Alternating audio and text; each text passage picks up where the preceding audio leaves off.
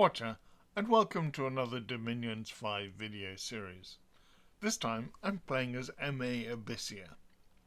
This is only my third game, but since I'm starting my second game concurrently, I'm still a serious novice. Some people just want to watch the world burn, and that's us, Abysia. There are other, better, more complete nation analyses of MA Abysia. I don't aim to do that. I want to run through what I see as the nation's weaknesses and strengths, and my concerns with the game. I'm trying not to give too much away because I'm very impatient to want to release this immediately, and yet diplomatically that's a terrible idea. So what do I see as some of the nation's drawbacks? First of all, common to all Abyssians is their age. The maximum age is only 33, and all of your mages are old except one, the demon bred. He's half demon, so he can be really ancient.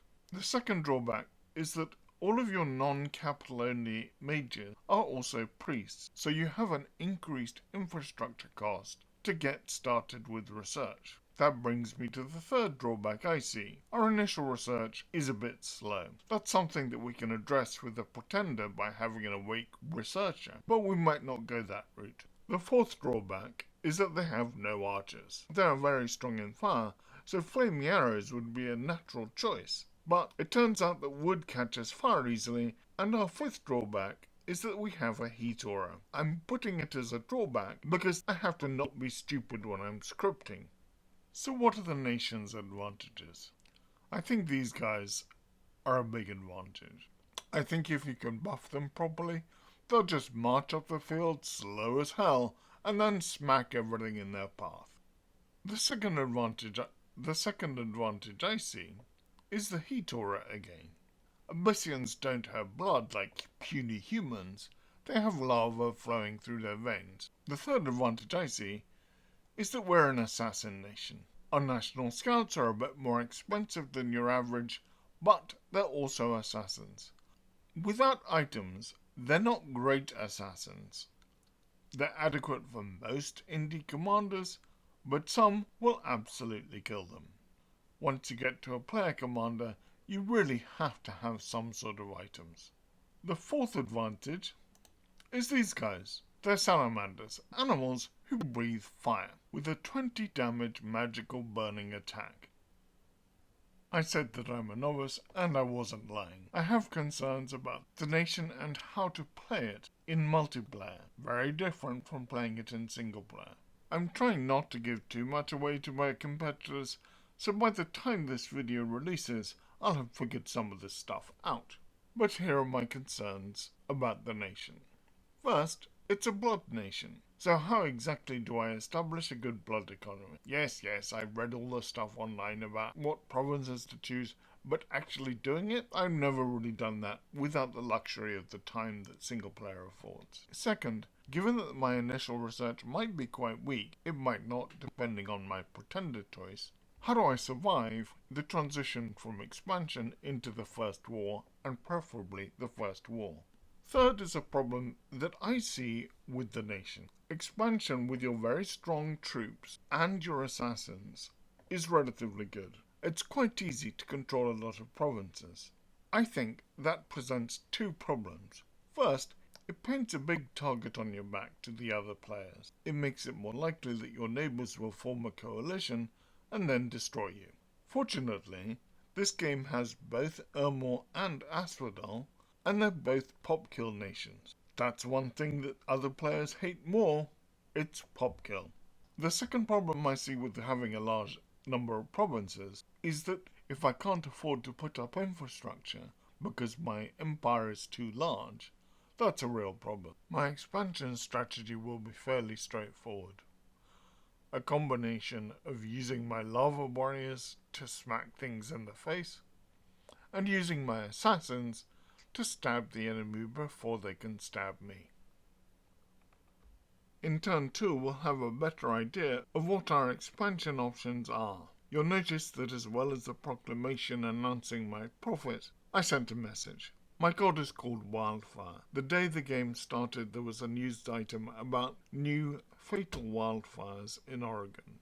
I already regretted my choice and said so. I've chosen to go east to get a forest and gain more resources in my capital. I'm currently recruiting only slayers, my assassin scouts, but also lava warriors, and they're quite expensive.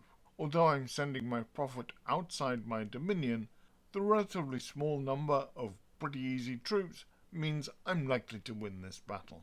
Let's find out in turn 3. I successfully assassinated a commander, and I expanded with no losses at all. Excellent. I could take my prophet south into the rich farmland, but I've noticed there's a province in a cave that I think I can reach. Caves give Abysia additional resources. It's one of our national benefits. Over to my west are 2 pieces of farmland and another mountain. They're my border with the pond, which is where Is is. They're the only underwater nation, which is a little scary. They also killed me in my first game, so I'm wary of their horses. Turn 4, and I have a butcher's bill of assassinations. I got lucky with that deer tribe shaman. He didn't have any gems, otherwise I'd have a dead assassin. Instead, all 3 killed a commander. There was also a battle in that wasteland. I lost one of my starting army infantry. My expansion plan is unchanged now that I know that I have relatively little opposition in the east. To my north, I'm sending one of my slayers to attack the province. If there are no commanders, he should just take the province. Next turn, turn 5, I did a bunch of assassinations, and one where I found nobody to assassinate. And you'll be glad to know that all my battles were successful as well. Losing 2 infantry and no lava warriors is fine by me. I'm very happy with the triple expansion on turn 5. Next turn, I should get a double as well. You see what I mean about expansion going well, and how it's easy to overextend. The cave system says it only has light infantry and militia. I have no idea what's commanding them, but I think my prophet can take it. The geography does screw me up a bit.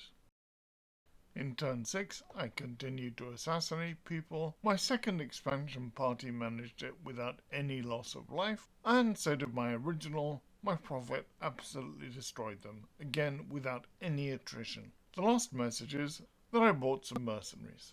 What am I planning with them? Over in the west, I've decided to send my second expansion party straight into that farmland. Back in the east, my first expansion party can't do anything this turn because I want to fort that cave as soon as possible, and my prophet has to start it off. I've got a boring human commander coming up to take the reins, but my prophet isn't expanding this turn. That's why I've got the mercenaries. I want to send them south to take another province. I've noticed there's a flag right next to the province I want. Exactly as I'd feared, Is in its neighborhood. I immediately started talking to him. Opening diplomatic channels is a good way not to go to war when you don't particularly want to go to war. Fortunately, he was very amenable to not coming on land on my whole border. That's a relief to me. I can then take those provinces at my leisure. I don't have to rush. So, good early expansion and a nap 3 with a dangerous neighbour. All in all, a good first 6 months. Cheerio!